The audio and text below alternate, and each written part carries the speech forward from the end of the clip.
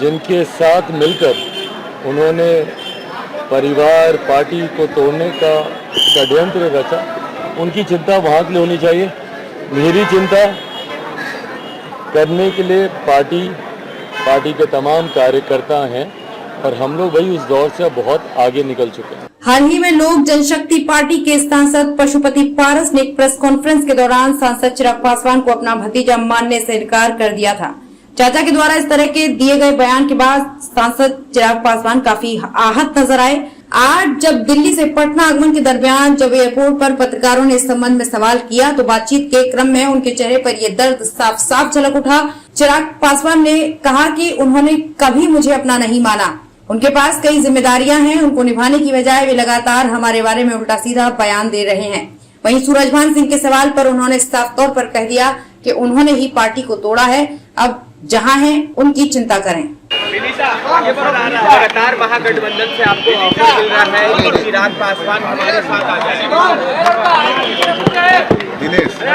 इस बात में शुरू से हमारा स्टैंड क्लियर रहा है कि गठबंधन चुनाव के वक्त ही तय किया जाएगा।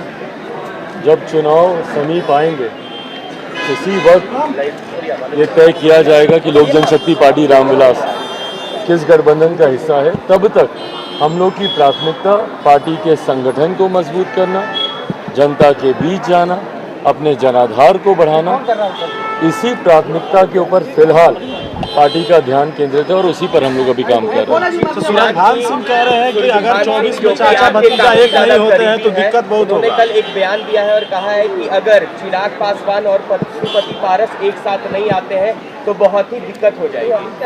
भाई क्या दिक्कत होगी, नहीं दिक्कत होगी, वो अभी जहाँ पर हैं वहाँ की वो चिंता करें। जिनके साथ वो हैं, जिनके साथ मिलकर उन्होंने परिवार पार्टी को तोड़ने का षड्यंत्र रचा, उनकी चिंता वहाँ के लिए होनी चाहिए। मेरी चिंता करने के लिए पार्टी के तमाम कार्यकर्ता हैं और हम लोग भाई उस दौर से बहुत आगे निकल चुके हैं। पशुपति पारस वापस लेंगे अगर वो आना चाहेंगे तो। हमारे भतीजा नहीं, हमारे खून नहीं है। भाई अफसोस इसी बात का है कि उन्होंने कभी मुझे अपना माना ही नहीं ना। दिक्कत तो इसी बात की थी। पापा के जाने के बाद परिवार के सबसे बड़े वही थे।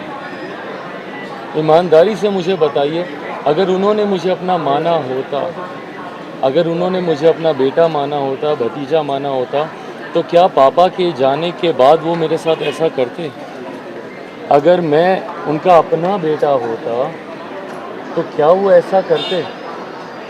भाई अगर कहीं पे कोई कठिनाई बैठते ना, समझाते, बात करते, पर इस तरीके से जिस तरीके से पार्टी को तोड़ा गया, परिवार को तोड़ा गया, दुख तो इसी बात का है कि उन्होंने कभी मुझे अपना माना ही नहीं। आज पापा के जाने के बाद जिन परिस्थितियों में उन्होंने मुझे धकेल दिया, अगर वो मुझे अपना मानते तो संभवतः शायद वो कभी ऐसा करते नहीं। बट बहरहाल अब इन सब चीज़ों से बहुत आगे मैं निकल चुका हूँ, मेरी पार्टी निकल चुकी है, पर बार बार इन्हीं बातों को कहते रहना, इसका कारण मेरी समझ के परे है कि क्यों इन्हीं बातों को बार बार दोहराया जाता है। भाई आप अपनी पार्टी के कार्यों में लगिए, आप अपने मंत्रालय के कार्यों में लगिए। बार बार मेरे नाम को लेकर मुझे इस तरीके से बेइज्जत करना, बार बार मेरे ऊपर इस तरीके की बातें करना, मैंने आज तक पिछले 2 सालों में आप देख लीजिए ना, मैंने उनके बारे में कभी कुछ कहा ना कभी कुछ बोला, पर उन्होंने हमेशा समय समय पर रहकर जिस तरीके से मुझे अपमानित करने का, मेरे परिवार के बारे में बातें करने का। भाई आज की तारीख में एक बड़ी जिम्मेदारी है केंद्रीय मंत्री के तौर पर आपके पास, उन जिम्मेदारियों को आप निभाइए। एक सांसद के तौर पर आपके पास एक बड़ी जिम्मेदारी है, पार्टी के अध्यक्ष के तौर पर आपके पास एक बड़ी जिम्मेदारी है, पर बार बार मेरे बारे में बातें करना, मेरे परिवार के बारे में बोलना और ये कहना कि भाई हम खून नहीं है। कैसे खून नहीं है भाई? आप नहीं मानी अलग बात है, आप नहीं मानी अलग बात है, पर एक परिवार का हिस्सा होने के बाद ये कहना कि वो मेरा खून नहीं है, हमारे खून में फ़र्क है।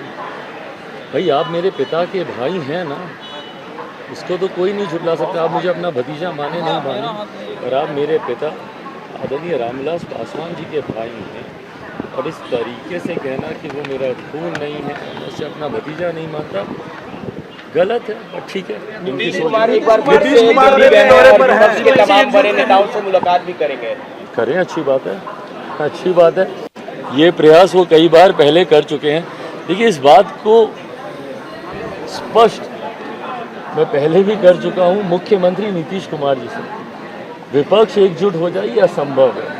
वैसे भी विपक्षी एकता अपने में बहुत बड़ा भ्रम है भाई। आज की तारीख में किसी विषय पर पूरा विपक्ष एकजुट हो जाए ये हुआ नहीं है। 2014 में भी इन लोगों ने करने का प्रयास किया, 19 में भी करने का प्रयास किया, पुनः ये 24 में भी करने का ये प्रयास कर रहे हैं, ये होगा नहीं।